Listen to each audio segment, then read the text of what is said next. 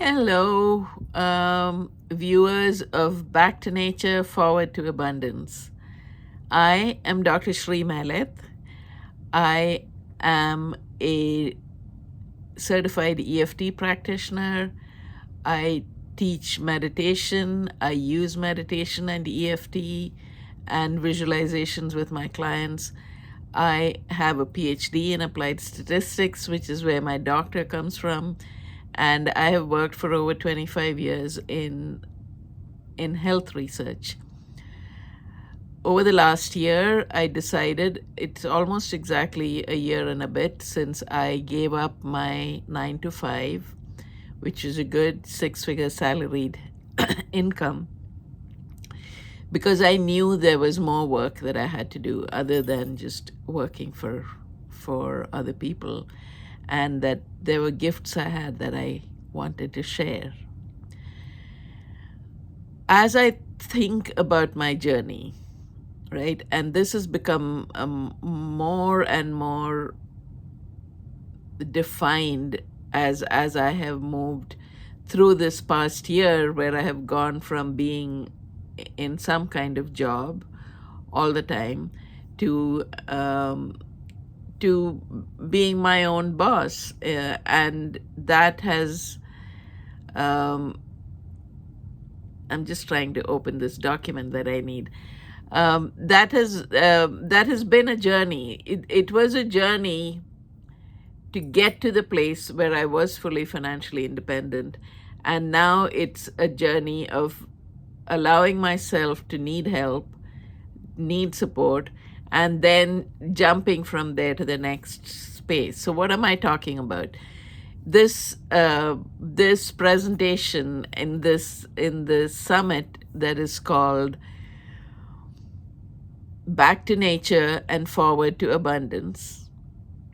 Although the theme there, in a certain sense, is how can you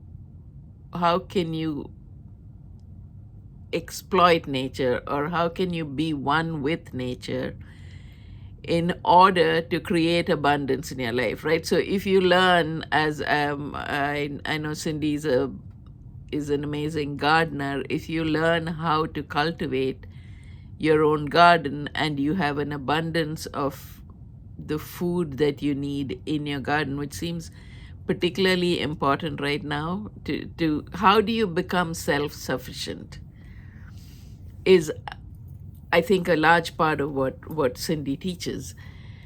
And what my 8-step framework is about is going from a space where you are feeling helpless, where you feel powerless. And if truth be told, a lot of us in the United States right now are in that space where we are feeling helpless and powerless.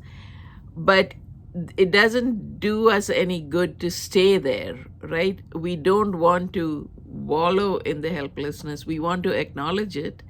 We don't want to push anything down. We want to acknowledge the fact that we are feeling helpless and powerless. But then in the journey, and definitely in my journey, what happened was I went from being helpless and powerless to a place that I say, F you, I am going to become self-sufficient, or I am going to become financially independent. And then you take steps in order to do that. So you either learn what kind of soil you have, what kind of food you can grow, what the nutrients are. You learn, you make mistakes, you fail, you try again, right? And it takes time. What changes is your attitude. And that's the biggest thing that has to change. Not only your attitude, what I have learned over the years is there is a certain confidence that needs to be felt physically in the body in order for you to actually manifest what it is that you are seeking to manifest.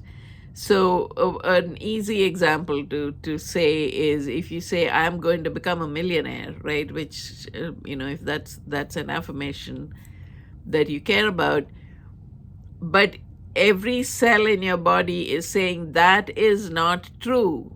You are not going to become a millionaire. Then you will not, because you're physically, you are not in a place where you are ready to step into that. So in each of these steps, so when you start with helplessness and powerlessness, the important thing there is to be able to get into your body and understand, what does this feel like? Where do you feel it? Um, typically it feels like scrunching forward, like protecting yourself, protecting your heart, protecting your innards in a certain sense. So that is the stance, even though it may not physically be the stance, emotionally that is the stance you're in. And then you rise up, you gain a little bit of power, or your frame becomes different when you say, fuck you, I am going to be successful, or I am going to be self-sufficient, or I am going to be financially independent. When you move from helplessness to that space, again, you will notice that there is a change in your physique, in the way you hold yourself, in the way you talk, in your voice, in the way you breathe. So it is, it's an amazing thing to realize how tied in your body is with your mind. So from there, then you go to a place where you have actually learned all the lessons in the defiance phase, and you become self-sufficient, you become independent. And at that point, for me, what was there, it actually took me 20 years from the time, my reaction to the situations in my life was, F you, I'm going to do this, I'm going to not need any of you, to the place where I became fully financially independent. It actually took me 20 years, and did that while we were, circumventing the earth, in moving across 3 continents and living in multiple different homes. I think my count right now is 40 times that I've moved apartments or homes. But you get to that place where you feel, not only do you feel this sense of comfort and your spine is straight, and your shoulders are down, your hips are squared. But there's also a certain amount of, I don't need anyone now. I'm by myself. And where that takes you to is a place where you don't want to ask for help. You're willing to give help, but you don't want to ask for help. And that is a dangerous place in a certain sense to be, because nobody is an island. And even though there was a part of me that felt that I did all of this, I was able to do all of this, I wouldn't have been able to do all of this if my husband hadn't decided to come to this country, to, even though we traveled all over the world, everywhere, there was a supportive structure. Whether I want to, acknowledge it or not, there always was that supportive structure. So then when I gave up my job and I decided that I am going to focus fully on my business, there was a point when I needed support. I'm sorry, I am looking at my computer because the screen froze. So then it comes to that place where I had to say, no, I actually need help. I need financial help right now because I'm trying to build this thing. That was very difficult for me. It was difficult for me because my ego and my sense of I don't ever want to be dependent on anyone was so strong that I really needed, in a certain sense, to be broken a little bit in order. It was like being broken open, right? And so then you are in this space where you know you can be financially independent, but you also know that you're allowed to receive. You are allowed to be supported. You are allowed, you deserve, in fact, to be supported, to be cherished. And there is a skill in learning how not to give yourself up or your integrity up, but yet be able to receive. It is a skill. It is one of the things that we are afraid of when we are asking for help is that we will lose our sense of self, right? And so there is a way in which you hold on to yourself, but yet are open to receiving support. I hope that makes sense. And I'll go a little bit more into the techniques of where this is going. And once you're able to get into that space where you can welcome in support, then you're also able to step into a place where you can become a good, productive member of a team, and you can lead a team because you are not afraid then to say when you need help, ask for help, to delegate, and to build. And not only to build yourself up, but to build an organization, and then also to build other people who you are serving through your organization, and create ripple effects in society. Right? So that is my 8-step framework. The 8-step framework has actually 4 initial steps. I'm going to just give me a minute because I'm looking away from you all, because I want to open another document here on my computer. And let's see, let's open that one. And my business, if you don't know, it's called Freeing Ourselves. So this, I call this the freedom framework. Okay, and the way I came up with this was, like I said, stage 1 is feeling helpless, right? You feel powerless, you feel helpless. A lot of us are feeling that right now. And then we are also, a lot of us, moving into defiance, and there's a mindset shift saying, no, I'm not going to allow this to happen. I am going to claim my power.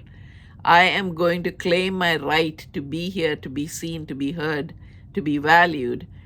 And that is the defiance and mindset shift. That's like the turning point for us. And then you become independent, you become self-sufficient, you do the work that it takes to get there. And then finally, you are in a place where you are welcoming support, you know when to ask for support, you know how to get support, and you have built a team, and you are able to go forward and become a leader yourself and create other leaders. So that's what I call that's when you're truly free, when you know both how to be fully free within yourself and to welcome support and see how you can help other people go to that place. So hopefully all of that made sense, and you will have a chance to book a call with me if you choose to go into the VIP session, because I'll spend a whole hour with you, working with you, in order to figure out where the blocks are, where you need, which stage of this 8-step process are you in, and what are the things that you need to do in order to move forward. But before we get to that, right, when we are in this stage of that primary stage of helplessness, let me just focus a little bit on that first step for a bit now. When you're feeling powerless and when you're feeling helpless, there is a very powerful inner critic inside you, right? That critic is telling you, either in my case, part of my story is that when I was 19, I lost my mother in a plane crash. My mother was my best friend.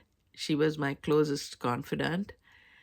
She has made me, I have a blog post about her for those who would like to read it. She has made me the mother I am today, and I'm a effing great mother.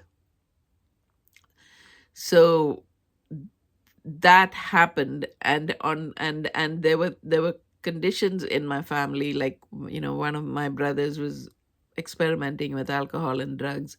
The other brother, both of them are older than me, had just got married, and 30 days into his marriage was when my mother died. And it just seemed I took on the responsibility of the family in my mind. And that was a lot. I remember lying in bed that night, as in between holding my brother's hands and telling my mom in my mind, go in peace, I'll take care of it, which is an enormous burden for a 19-year-old to take. And there was a sense in which I took this to mean that I was meant, that there was something about me that created this, or that I was not special, I was not normal. There's something that terrible that happens only to a few people in the world had happened to me, and therefore there must be something about me, right? There was a way in which my mind turned that into something about me. So our mind is very creative in terms of how cleverly it teaches us to blame ourselves and to put ourselves down, because it's much safer in a certain sense. We've been told all along, right? Particularly women have been told so often, don't be seen, don't be heard, don't be too bold, don't be too bright, don't be too beautiful, just hush, hush. That is the way for a girl to be. How many of us have heard that? And so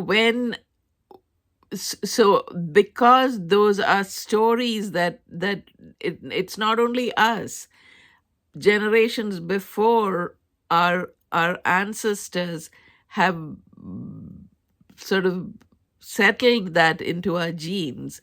And so it's very easy for us to take anything that happens in our life and turn it into language that our critic then uses. See, you're useless, or see, you're unlucky, see, bad things happen to you, see, you're never going to be successful. All of those things, when that is where we slip into, when our critic takes over our being in a certain sense,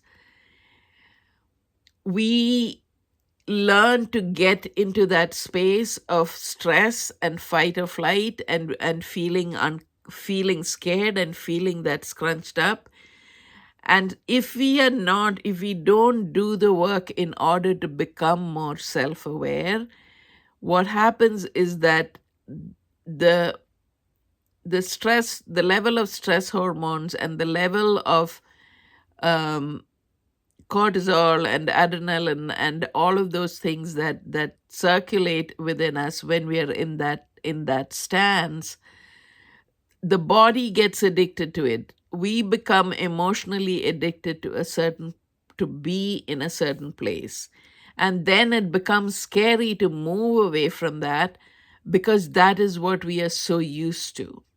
the body is used to it as well. So if you've read any of Dr. Dispenza's books, he'll talk about getting over the habit of being yourself, and that becomes a habit because the body is habituated to that, to those chemicals and those hormones and those, circulating in our system.